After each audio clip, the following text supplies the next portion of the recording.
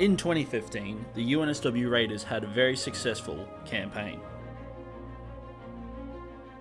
with the men's having 5 wins and 4 losses in the regular season and also a quarter-final appearance.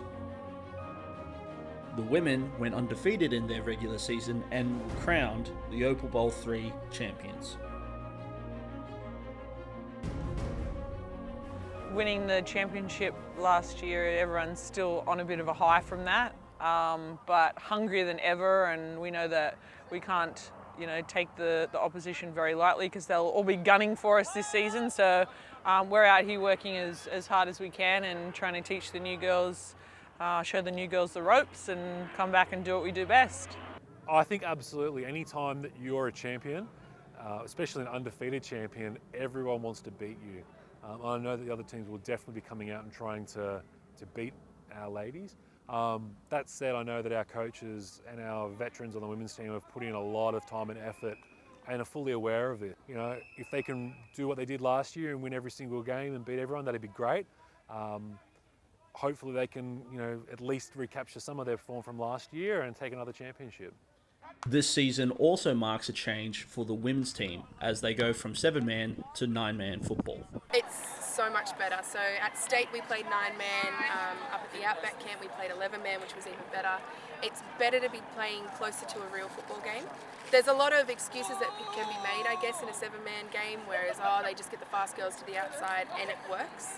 And hell, we did it last year. Every team's done it throughout the seasons, but me as myself, I like the other game. I like when there's more people in front of you, more gaps to hit and things like that. It brings the game a little bit closer. I don't know, it's harder, it's more like real football. So I'm really excited.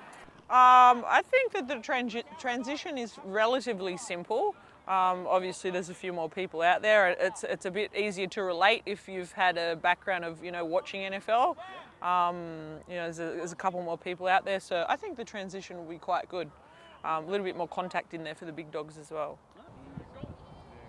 2016 now marks another chapter in the club's legacy. This year, the Raiders are also able to field a Colts team. We've recruited really well in the Colts team. We've got a really great bunch of boys who are putting in the hard yards at the moment and really starting to come together as a team. We're a new team, but we have some real star players, and I believe that we can actually we can win. We can compete against the teams that have been in this league for a while.